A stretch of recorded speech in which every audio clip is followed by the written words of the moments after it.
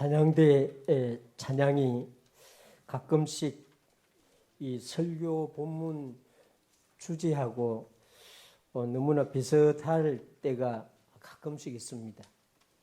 물론 찬양곡을 이렇게 선택하는 우리 장로님하고 저하고 저의 설교 본문을 미리 주거나 이렇게 하지 않습니다. 근데 오늘 주보를 보면은 이 설교 제목하고 찬양 제목하고 너무나 같지요. 참 하나님께서 오늘 말씀은 확실히 이렇게 여러분과 저를 위해서 주시는 말씀인 것 같습니다. 이 마태복음 우리가 너무나 잘 알고 있는 이 마태복음 11장 20절에서 24절 우리가 읽어보지는 않았지만은 이 11장 20절에서 24절에 보면은 예수님이 이 고라신 베세다 이 마을에 사는 사람들을 책망을 하고 있습니다. 고라신이나 베세다는 이 가버나움 주에 속하는 가버나움에 있는 그런 마을입니다. 예수님이 그 마을 사람들을 책망한 이유는 예수님께서 그 가버나움에서 특별히 많은 표적들을 이렇게 나타내 보이셨는데 그 사람들이 예수님을 받아들이고 그 이적을 보고 회개하지 아니했기 때문이다 이렇게 말하고 있습니다. 이 가버나움은 예루살렘과는 약간 다르게 이스라엘 북부 지역에서 부요하게 살던 사람들, 이 로마 군인들이 지나다니는 그런 길목 이런 이 지형적인 이점이 있는 그런 곳인데 이곳의 사람들이 아마 영적인 질병에 걸렸던 것 같습니다. 그래서 스스로 높아지려 하고 교만한 마음을 가지고 그래서 예수님이 표적 이적을 베풀었는데도 불구하고 겸손하게 그 표적이 무엇인지 이적이 무엇인지 알려고 하지도 아니했던 것 같습니다. 그래서 예수님께서 그들을 초청하지 아니하고 책망하면서 화 있을진저 이렇게 말하고 있습니다. 교만이라고 하는 이것은 정말 무서운 성경에서 가장 좋지 아니하는 그런 것으로 설명하고 있는 것이 이 교만입니다. 이 교만이라고 하는 영적 병균에 저와 여러분들은 감염되지 않기를 바랍니다. 이 스스로 높아지려는 의식 이것이 우리 마음에 절대 들어오지 아니하도록 우리 마음을 잘 지키는 그런 하나님의 사람들 되기를 바랍니다. 근데 오늘 우리가 읽은 이 25절에서 30절에서는 그와 반대로 예수님이 어떤 사람들을 초청하고 있는 그런 말씀입니다. 내게로 오라. 예수님께서 고라신 베세다 사람들, 이 고을 사람들이 아니라 또 다른 어떤 사람들을 초청하고 있는데 이 25절에서 26절에 보면 어린아이와 같은 사람들을 초청하고 있는 것을 알 수가 있습니다. 그때 예수께서 대답하여 이르시되 천지의 주제이신 아버지여 이것을 지혜롭고 설기 있는 자들에게는 숨기시고 어린아이들에게는 나타내심을 감사하나이다. 옳소이다. 이렇게 된 것이 아버지의 뜻입니다. 이렇게 말합니다. 예수님은 이 25절에서 26절에 두 부류의 사람을 말하는데 한 부류의 사람은 설기롭고 지혜 있는 사람들입니다. 사실 설기롭고 지혜 있는 사람들은 좋은 사람들인 것 같습니다. 그런데 예수님의 말씀은 그들에게는 숨기셨다고 이렇게 말합니다. 아버지의 뜻을 하나님 아버지를 그들에게는 숨기시고 이렇게 지혜롭고 설기 있는 자들 이 사람들은 아마 스스로 만족하고 스스로 안다고 생각하고 자신들도 충분히 모든 지혜와 지식으로 생각하고 판단할 능력이 있다고 생각하는 사람들, 스스로 성숙한 인간이라고 생각하는 사람들, 이 사람들에게 하나님과 하나님의 말씀을 숨기셨다고 말합니다. 예수님이 말씀하시는 또 다른 한 부류의 사람은 어린아이들인데, 이 어린아이들은 단순히 나이가 어린 아이도 포함이 되겠지만은 예수님이 말씀하는 이 문장을 보면은 이 어린아이들은 이 자신이 무지함을 인정하고 하나님의 도움을 받아야 하는 사람임을 스스로 아는 그런 사람들인 것 같습니다. 하나님이 이런 사람들에게는 하나님의 일을, 하나님을 나타내 보여주신다고 이렇게 말합니다. 이 성경은 참으로 신비한 책이라고 저는 항상 생각하는 그런 목사입니다. 이 성경이 신비한 책인 증거 중에 하나가 이 학식이 높고 지식이 많은 사람이 성경을 읽고도 성경을 이해하지 못하는 것, 이 참 신기한 일입니다. 반대로 이 문장력도 없는 사람, 이 문법적인 구조도 이해하지 못하는 사람이 성경을 읽으면서도 분명히 성경 말씀을 이해하는 사람이 있다는 것입니다. 그래서 성경이 신비한 것입니다. 이 성경책은 세상 어떤 책과는 달리 이 사람의 지혜와 지식의 정도에 따라서 이해되고 깨달아지는 책이 아니라는 것입니다. 그래서 신비한 책, 신통한 책이라는 것입니다. 하나님이 알도록 깨닫도록 은혜를 주실 때 알게 되는 책. 성령님이 신학적으로 말하면은 조명, 빛을 비추어 주실 때에 성경을 읽는 사람이 그 성경 말씀을 알게 되는 책. 그래서 이 성경이 참으로 신비한 책이라는 것입니다. 27절에 보면 예수님이 내 아버지께서 모든 것을 내게 주셨으니 아버지 외에는 아들을 아는 자가 없고 아들과 또 아들의 소원대로 계시를 받는 자, 계시를 지금 받고 있는 자 외에는 아버지를 아는 자가 없습니다. 교회 다니면서 가장 무서운 사람이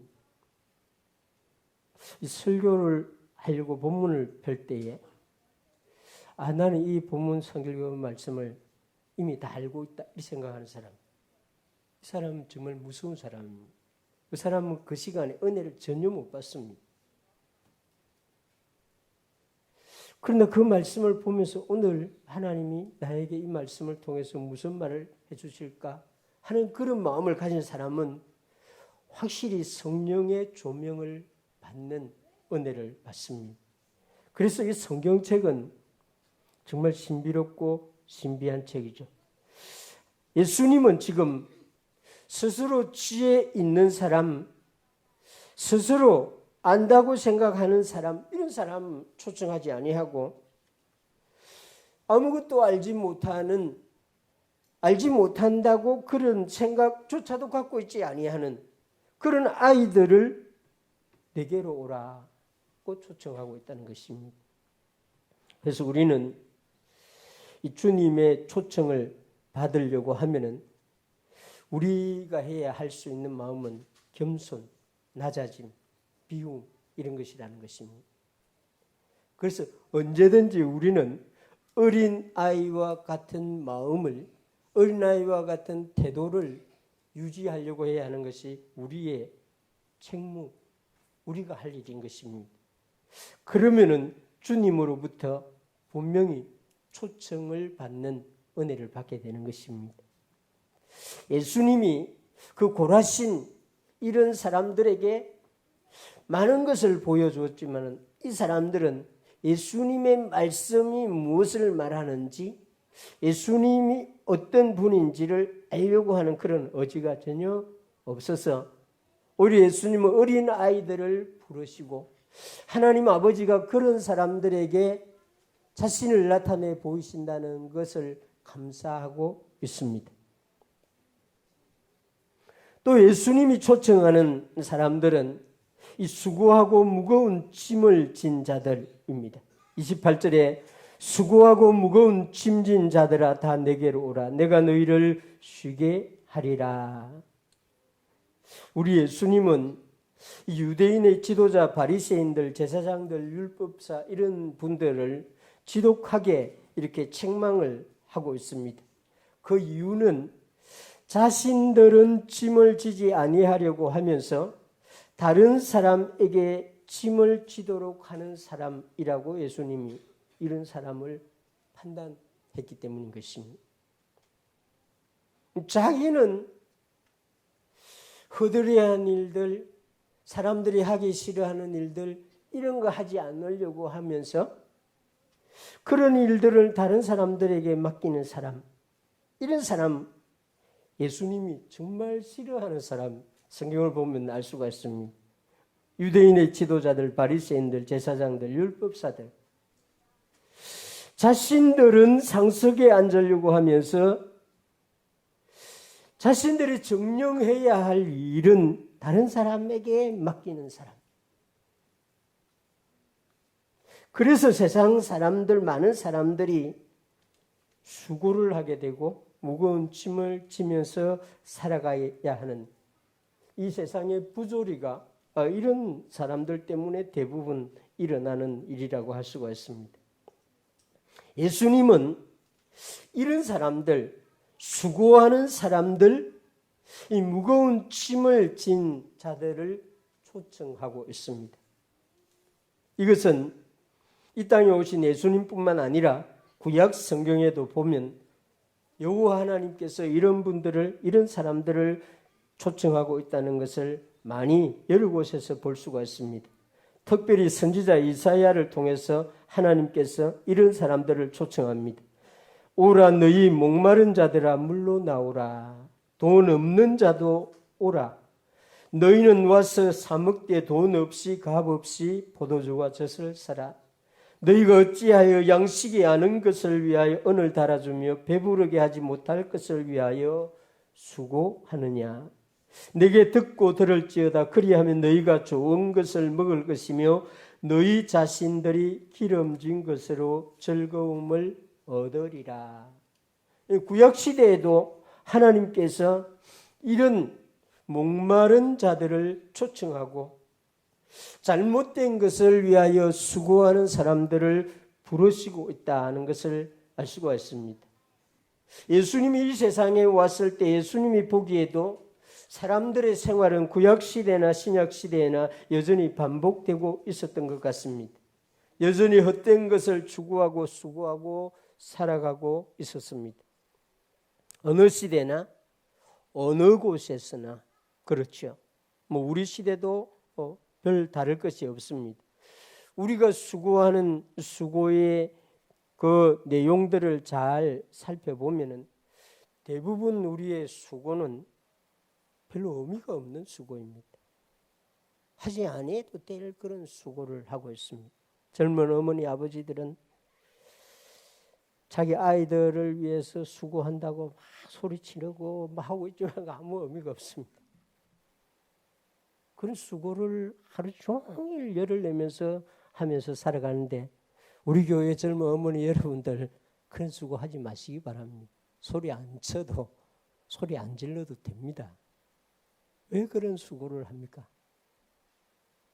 솔로몬이 해 아래서 하는 수고는 다 헛되다고 했습니다. 예수님 안에서 하는 수고와 해 아래서 하는 수고가 완전히 다릅니다. 어떤 수고는 부득이 하여 해야 되는 수고도 있습니다. 아버지들이 어머니들이 자녀들을 위해서 직장에 가야 되는 그런 수고, 그건 부득이해서 해야 되는, 경제적인 문제를 해결해야 되는 그런 수고죠. 또 반드시 해야 되는 그런 수고도 있습니다. 예수님은 이 세상의 모든 사람들이 다 수고를 하면서 살아가고 있는 사람들인데, 그런 사람들을 초청하고 있습니다. 그리고 무거운 짐을 진 자들도 오라고 이렇게 말하고 있습니다. 우리가 많은 짐을 가지고 살아가고 있다는 것은 참 이사를 해보면 알 수가 있습니다. 저도 지금까지 살아오면서 이 말씀을 준비하면서 내가 이사를 몇 번 해보았는지 이렇게 쭉 확인을 해보니까, 집에서 살던 짐을 차에 싣고 다른 곳으로 옮긴 이사가 7번입니다. 그래서 그 거리는 뭐 여러분들하고는 비교가 되지 않을 정도로 아주 대단히 멉니다. 대한민국에서 러시아 나호카로, 러시아 나호카에서 모스크바로, 모스크바에서 다시 이쪽으로, 아마 저보다 먼 거리를 이사를 하면서 살아온 분들이 우리 교회에 있는지 모르겠습니다만은, 제가 그 이사를 할 때마다 너무 기가 막힌 것은, 그 이삿짐을 꺼내놓고 보면은 내가 어떻게 이런 짐하고 같이 살았던가 하는 그런 것을 반복해서 하게 되었다는 것입니다. 이사를 갈 때 거의 다 버립니다. 버릴 수밖에 없죠. 너무 먼 거리를 가니까. 뭐 짧은 거리도 아니고 그냥 며칠을 가야 되는 그런 거리를 이사를 가야 되니까 짐을 다 버리고 갑니다. 그래서 아주 간단한 짐을 가지고 가는데, 그 집에서 1년만 살면은 그 집안에 또 짐들이 채워지고 또 이사 갈 때 되면 웬일인지 그 짐들도 버려야 될 짐들이 너무나 많이 있습니다. 이게 우리 인생인 것 같습니다. 아마 이사를 경험하신 분들은 다 동의할 것이다 생각합니다. 인생을 살아가면서, 나이가 들어가면서 내려놓아야 할 짐들이 너무나 많이 있습니다. 이 나이가 많아질수록 더 오래된 짐을 버리기가 더 힘들다는 사실입니다. 정말로 아무 소용없는 것인데도 그것을 마치 보물인 것처럼 여기고 가지고 있습니다. 그것이 얼마나 자신을 초라하게 하는 짐인지, 젊은 사람들이 보면 그게 얼마나 흉한 짐인지, 그런데도 불구하고 노인들은 그 짐을 놓지 않습니다. 우리 교회 60이 넘어가시는 분들, 이런 짐들을 좀 내려놓는 여러분 되시길 바랍니다. 여러분 자녀가 보았을 때에 여러분이 갖고 있는 짐이 정말 구식이고 지금 시대에 쓸모없는 짐 같아 하면 다 버리시기 바랍니다. 참으로 우리는 나이가 들어가면서 이런 쓸데없는 짐을 지고 살아가고 있습니다. 물론 우리가 져야 되는 짐 중에 다른 사람의 짐도 지고 살아가야 합니다. 아버지는 가족의 짐을 져야 하고, 어머니는 자녀의 짐을 져야 하고, 또 책임 있는 자리에 있는 사람들은 사회적 짐을 지고 살아가야 하는 것입니다. 그 짐이 유익한 짐일 수도 있지만은 공통적인 점은 그 짐은 우리를 힘들게 한다 하는 것입니다. 그 짐이 너무 무거우면은 정말 지치고 피곤하고 그렇게 되는 것이죠. 우리 각자에게 가장 적당한 크기, 그 분량만큼 찌면은 너무 좋을 것 같은데, 우리는 그렇게 하지 못하고 항상 우리의 역량보다 많은 짐을 지려고 하게 된다는 것입니다. 예수님은 이런 우리를 아시고 무거운 짐진 자들아 다 내게로 오라 그렇게 말합니다. 그래서 예수님이 부르는 사람은 이 땅에 사는 모든 사람이라고 말할 수가 있겠죠. 수고하지 않는 사람이 없고 무거운 짐을 지지 않는 사람들이 없습니다. 그래서 예수님이 초청하는 사람은 어떻게 보면 모든 인류를 부르고 있다고 말할 수 있습니다. 예수님은 왜 오라고 초청합니까? 예수님이 초청하는 이유는 짐을 하나 더 지도록 하기 위해서 부르는 게 아닙니다. 내가 너희를 쉬게 하리라.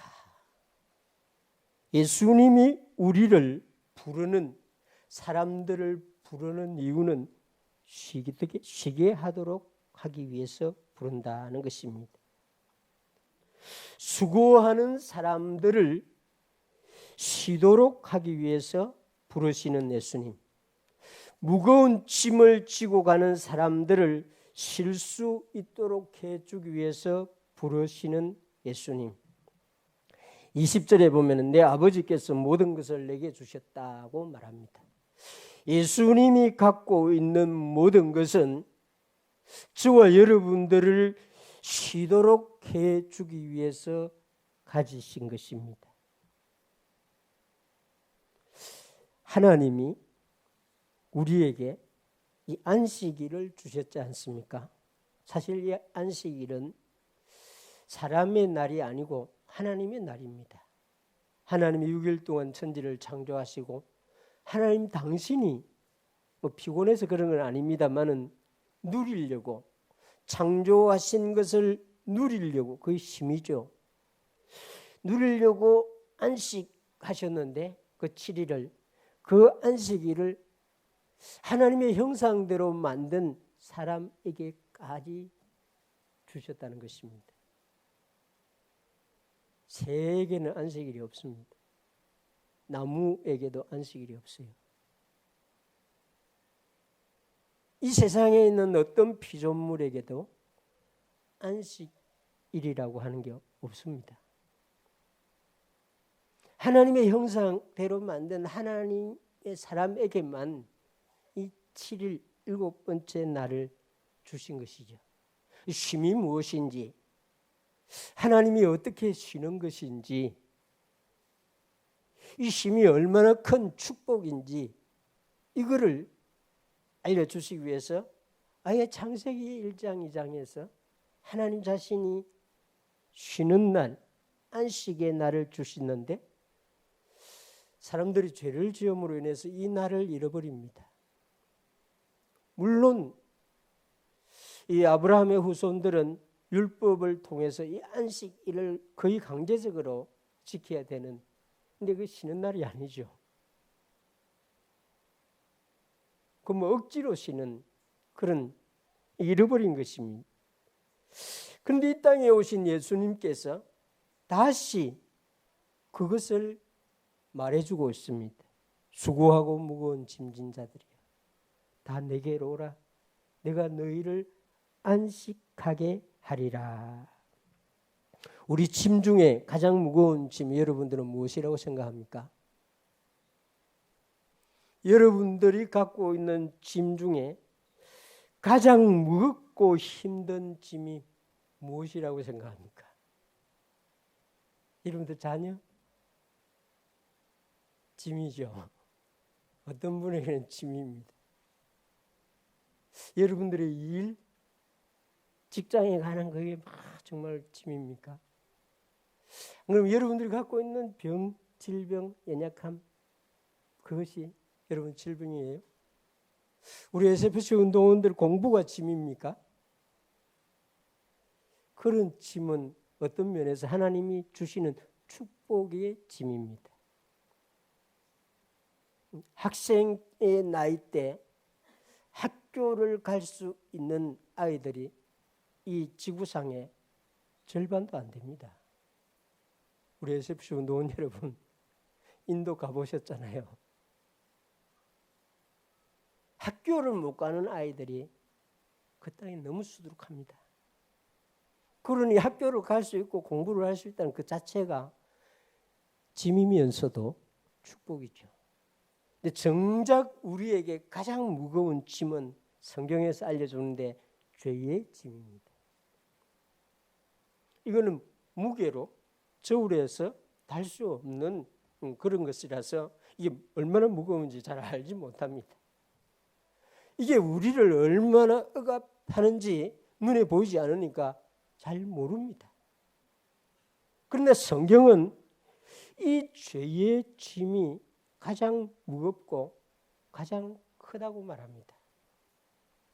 그래서 예수님은 이 짐으로부터 우리를 자유케 하기 위해서, 벗겨주기 위해서 예수님 자신이 십자가 위에 달려주신 것입니다. 그래서 수고하고 무거운 죄의 짐을 진 자들이여 내게로 오라고 부를 수 있는 분은 예수님밖에 없습니다. 목사도 장로도 어떤 선한 사람도 위대한 인물도 내가 당신의 죄의 짐을 벗겨줄 테니 내게로 오시오 이렇게 말할 수 있는 자격이 있는 사람 아무도 없어요. 예수님밖에 없습니다. 하나님은 구약 성경에 이렇게 말합니다. 너희 죄가 주홍 같을지라도 눈과 같이 휘어질 것이요 진홍같이 붉을지라도 양털같이 희게 되리라. 이미 구약 성경에 하나님이 이 죄를 어떻게 처리해 주실지를 눈처럼 희게 양털처럼 희게 처리해 주겠다고 이렇게 말씀하고 있습니다. 그 방식이 그 아들을 십자가에서 피 흘리게 하셔서 이렇게 희게 해 주신 것이죠. 그 예수님이 힘을 주기 위해서 내게로 오라고 말을 하고 있습니다. 그러면서 예수님이 주시는 그 힘은 어떻게 계속 유지하고 그 힘을 누리면서 살아갈 수 있는지도 주님이 29절에서 말해주고 있습니다. 29절 말씀을 잘 보시기 바랍니다. 나는 마음이 온유하고 겸손하니 나의 멍에를 메고 내게서 배우라. 그리하면 너희 마음이 쉼을 얻으리라. 이 수고를 내려놓고 짐을 내려놓으려는 시도를 하는 분들이 많이 있습니다. 쉼을 얻는 다양한 방법들이 사람들에 의해서 제공되고 있고 오늘 우리 대한민국처럼 이 쉼을 얻을 수 있는 장소를 많이 건설하는 건물을 짓는 또 그런 공간을 그런 방식을 연구해서 제공하는 나라가 별로 없습니다. 정말 대한민국 대단합니다. 휴식하게 하려고 사람들을 쉬게 하려고 뭐 지자체가 말로 다 할 수 없는 자본을 투입을 하고 있습니다. 그런데 아이러니하게도 이 땅의 국민들은 더 힘들어지고 더 수고하고 더 무거운 짐을 지고 있다는 것이 참 아이러니입니다. 잠시 쉬고 나면 순간적인 쉼이 끝나고 나면 그 다음에는 더 무거운 짐을 지게 되는, 그래서 휴가를 받은 그 다음 주간에는 무기력한 상태로 직장을 가게 되고 월요일 밤이 되면은 주일 밤이 되면은 월요일 아침이 오지 않았으면 청년들이 그런 생각을 갖고 잠이 들게 되고 너무 이상하지 않습니까? 이 대한민국은 산꼭대기에 가도 스포츠 시설을 다 제공해 놓은 정말 이런 나라 없습니다. 이 나라 전국 관광곡곡의 강가에 가면은 강 흘러가는 것만 봐도 즐거운데 그 강에서 사이클을 타고 즐길 수 있는 그런 시설을 다 만들어 놓았어요. 그런데도 피곤합니다. 이 대한민국 국민들이 피곤합니다.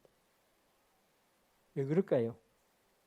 세상은 안식을 줄 수 없는 그런 곳이기 때문인 것입니다. 예수님은 우리 죄의 짐을 내려놓도록 해주실 뿐만 아니라 우리 마음, 우리 육신, 우리 정신까지도 쉼을 주시는 그런 분인데 그 쉼을 계속해서 제공받기 위해서는 29절이 지금 예수님이 알려주는 방법입니다. 나는 마음이 온유하고 겸손하니 나의 멍에를 메고 내게 배우라. 그리하면 너희 마음이 쉼을 얻으리라. 예수님에게 배우라는 거죠. 너의 마음, 온유한 마음 그거 안 된다는 겁니다. 너의 겸손함 그거 갖고 안 되고 예수님의 온유함, 예수님의 겸손함을 배우면 쉼을 얻게 된다. 너가 쥐고 있는 그 멍에 가지고는 토요일 날은 잠시 쉴 수 있지만 주일은 잠시 쉴 수 있지만 휴가 기간에는 잠시 쉴 수 있지만 그 다음 날은 더 힘들게 된다.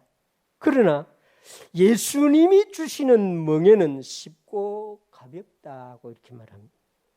예수님의 멍에는 쥐면 질수록 쉽게 되고 가볍게 된다는 것입니다.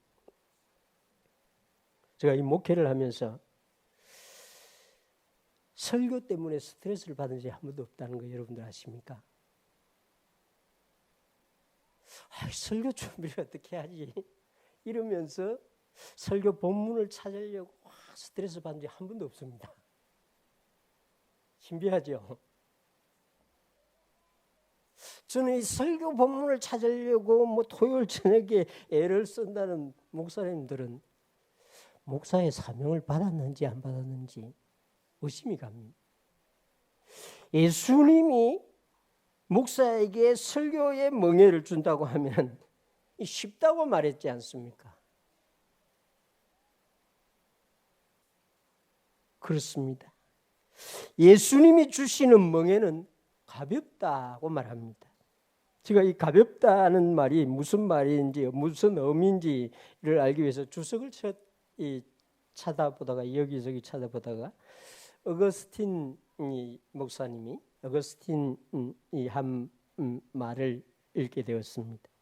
이 가볍다는 말은 이 새가 갖고 있는 털 중에 깃털, 가장 가벼운 깃털보다 더 가벼운 예수님이 주시는 멍에는 가볍기 때문에 이 가벼운 멍에를 메게 되면은 창공을 자기가 원하는 대로 날아갈 수 있습니다. 이런 식으로 설명을 해놓았습니다. 예수님이 주시는 멍에를 메게 되면은 내가 날아가고 싶은 하늘을 이 깃털보다 가벼운 날개털로 날아갈 수 있다. 그렇게 이 말씀을 어거스틴 목사님이 해석을 해놓았어요. 이런 멍에를 메어보는 축복이 여러분들의 있기를 주님의 이름으로 축원합니다. 예수님께 배우시길 바랍니다. 예수님의 말씀을 읽고 듣고 공부하시기 바랍니다. 그러면 여러분의 마음이 쉼을 얻게 되고 여러분들이 얻은 쉼 안식을 계속해서 누리게 될 것이고 월요일이 결코 무거운 날이 되지 아니할 것이고 휴가를 마친 날은 더 기쁨으로 직장에 가고 싶은 마음이 생기게 될 것입니다. 예수님이 주시는 멍에를 메고 예수님과 함께 걸어가게 되면은 이것이 얼마나 큰 축복인지 이것이 얼마나 영광스러운 것인지를 점점 더 알아가게 되고 예수님이 나에게 또 다른 멍에를 주시면 좋겠습니다. 이런 마음을 갖게 된다는 것입니다. 오늘 예수님의 초청, 성령님의 인도하심을 받고 여기에 오신 여러분들 예수님이 주시는 쉼을 누릴 수 있길 바랍니다.